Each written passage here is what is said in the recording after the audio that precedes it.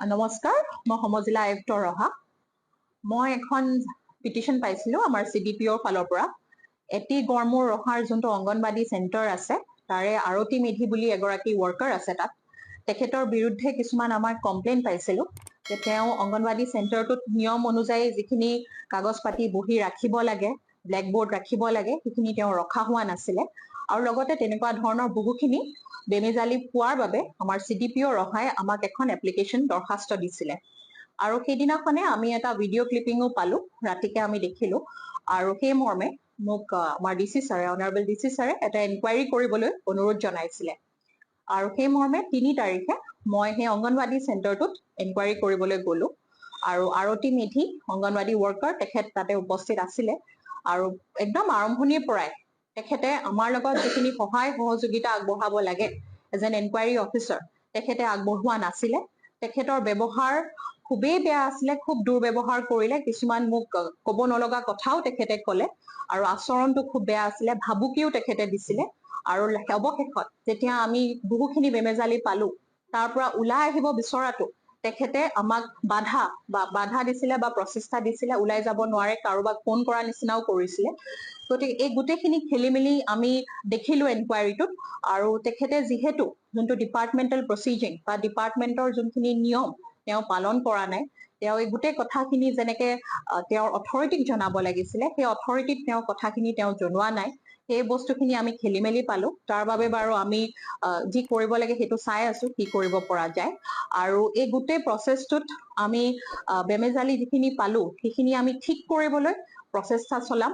আৰু অনাগত দিনত এনেকুৱা খেলি মেলি নহয় বুলি আমি আশাবাদী। ধন্যবাদ।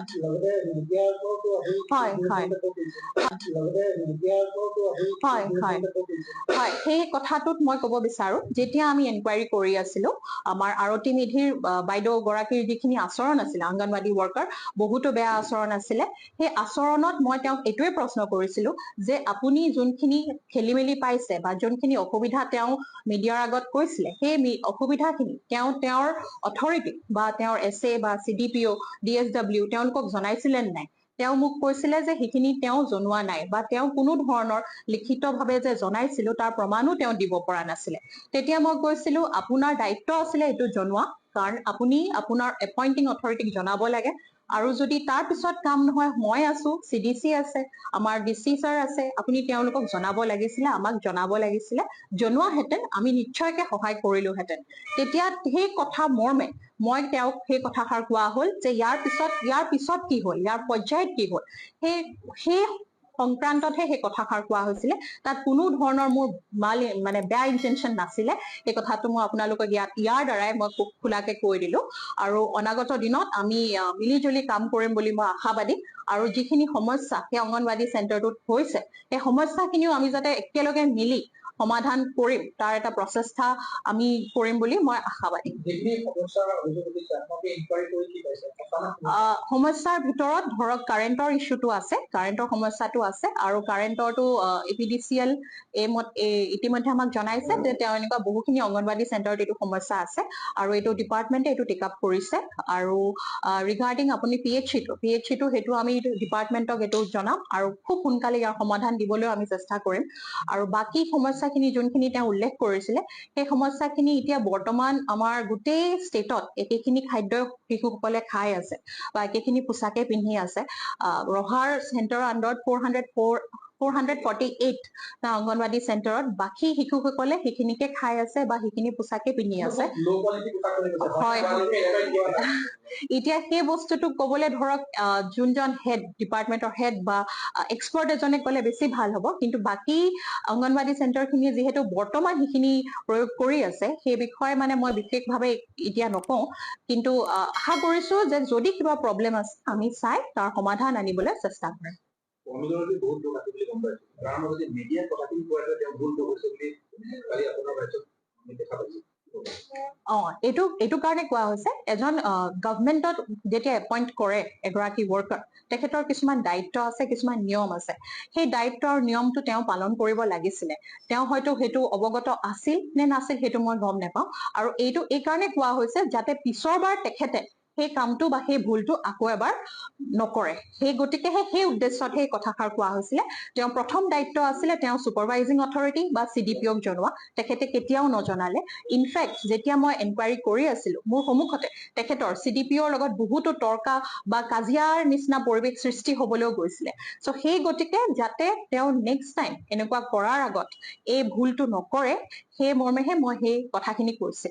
হয় বাইদেউসকল, আপোনালোকে জানিব পাৰিছিলে যে যোৱাকালি ৰহা প্ৰজেক্টৰ CDPO আৰু এগৰাকী অংগনবাড়ী কৰ্মীৰ মাজত তৰ্ক বিতৰ্ক অৰ্থাৎ ভুল বুজাবুজি হৈছিল আৰু উক্ত ঘটনা সন্দৰ্ভত ৰহা সমজিলা আয়ুক্তই অংগনবাড়ী কৰ্মী আৰু CDPOৰ মাজত যি ঘটনা ঘটি গ'ল এই ঘটনাৰ স্পষ্টীকৰণ দিছে সংবাদ মাধ্যমৰ আগত। গতিকে এয়া নিশ্চয় অংগনবাড়ী কৰ্মী আৰু সহায়িকাসকলৰ বাবে এটা অত্যন্ত গুৰুত্বপূৰ্ণ খবৰ। আনহাতে অংগনবাড়ী কৰ্মী সহায়িকাসকলৰ কেন্দ্ৰীয় মন্ত্ৰী অন্নপূৰ্ণা দেৱী ডাঙৰীয়ানীয়ে অংগনবাড়ী কৰ্মী আৰু সহায়িকাসকলৰ বাবে আজি এটা অত্যন্ত গুৰুত্বপূৰ্ণ খবৰ দিছে। গতিকে বলক সেয়াও আমি এটা ভিডিঅ' ক্লিপৰ জৰিয়তে জানি লওঁ। शिक्षा विभाग और महिला बाल विकास विभाग की ओर से जॉइंट एक गाइडलाइन लॉन्च किया गया। को लोकेशन ऑफ आंगनवाड़ी यानी स्कूल जहाँ पे स्कूल के भवन है उस परिसर में आंगनवाड़ी केंद्र स्थापित हो। पहले से भी चल रहे हैं कुछ केंद्रों पे, और ये एक जब से NEP आने के बाद एक थोड़ी कन्फ्यूजन थी, तो आज वो भी क्लियर हुआ। और बहुत ही ये पहले लगभग 4 महीना पहले एक बैठक हुई थी और लगातार शिक्षा विभाग और WCD मंत्रालय की ओर से लगातार अधिकारियों ने इस पर काम किया और आज इस स्थान तक हम लोग अभी तक पहुंच पाए। 3 से 6 साल की आयु तक बच्चों की दायित्व अभी तक देश में विशेष करके ग्रामीण इलाका में, शहर की बस्ती इलाका में आंगनबाड़ी के माध्यम से WCD डिपार्टमेंट की देखभाल में चल रहा था। स्कूल में भी बच्चे 5 से जुड़ते हैं। लगभग 2,90,000 स्कूल में आंगनबाड़ी पहले से ही था, वो लोकेशन था। और इस बार शिशु वाटिका बाल वाटिका 1, 2, 3 में से हमारी तय हुई है बाल वाटिका 1, 2 की दायित्व यानी 3-4 साल की दायित्व WCD के पास रहेगा और 5 साल वाले जो बच्चा रहेगा वो धीरे धीरे स्कूल के साथ जुड़ेगा। इसके लिए उन्होंने हम लोगों ने कुछ महीना पहले दोनों विभाग मिलकर राज्यों को ये दायित्व दिया था, सब लोग एक कॉमन स्ट्रैटेजी बनाओ, कॉमन वर्क प्लान बनाओ।